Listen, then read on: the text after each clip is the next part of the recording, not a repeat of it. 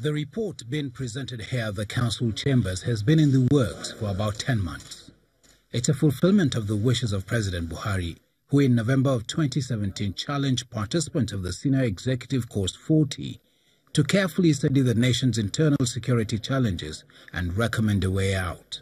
The participants undertook study tours of 12 states of the Federation, 6 countries in Africa, and 6 outside of Africa, with a view to obtaining a clearer perspective of internal security issues, with particular reference to community policing.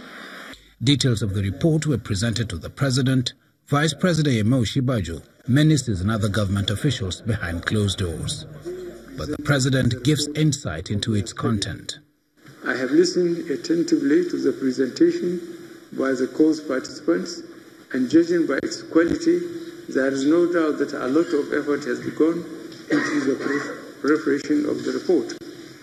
In particular, the findings, policy recommendations, and the community policing models canvassed, which are presented along with the implementation strategies, are worth studying very closely. President Buhari then expresses government's desire to see the report implemented. I am using this occasion to direct relevant government agencies to carefully study the report with a view to implementing its recommendations. President Buhari also directs the Ministry of Budget and National Planning to consider reviewing the funding of NIPS to allow it play the role of a think tank effectively. The management of NIPS had outlined some of the challenges facing the elite institution, including the 4-decade-old act establishing the institute and inadequate funding. From the presidential villa, Ibrahim Adra reporting for Channels Television News. Well, now we've got Mr. Ibezimako Aghanya, who is a former commissioner of police in Kogi as well as Benue State. Thank you for, and Ekiti State as well. Thank you for coming on this morning.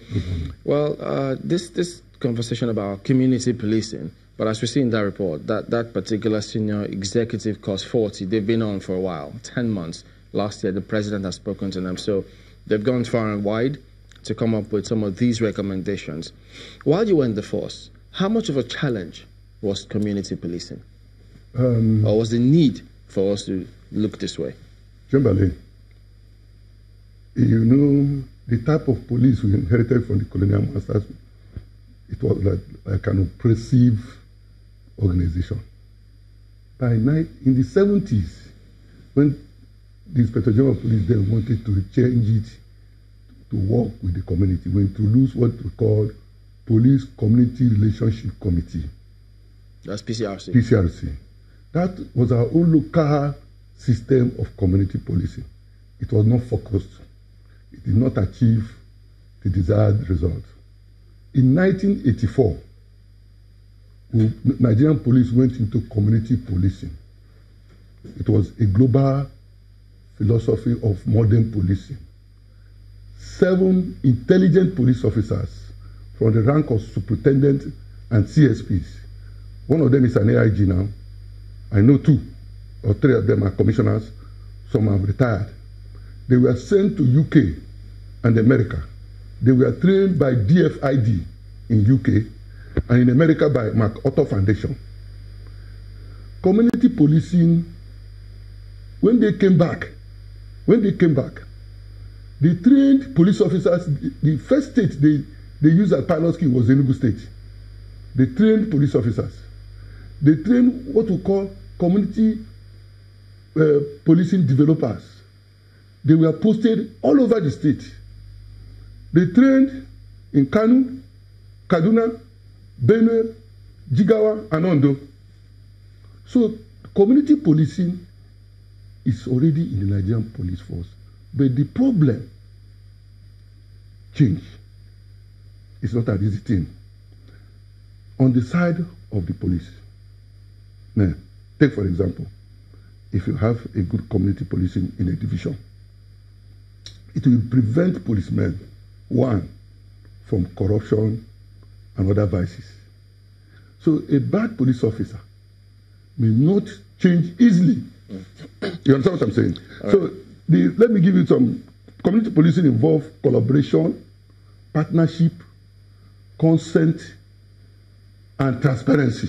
Before you break it down a little further, if you say it's been with the police force for a while, because of course, the next question is it working? Because there are many who are still clamoring for us to change our policing structure because we're not getting the kind of results we want. But you say it's been in the force and it's working. The problem, the challenge, in Nigeria, the community policing, if you see those 7 officers, I'm telling you, they are sound in community policing. In Benue State, the white man, a retired police officer, when I was the CP, he came to Benue State. I was in the class with when they were training the developers.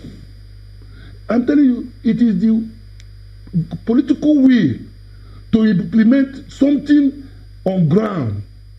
But maybe you should tell us that, in practical terms, yes. How is this community policing, which you say it's in the force now, how does it work now? Yes. Community policing requires collaboration of the community, partnership, consent, and transparency.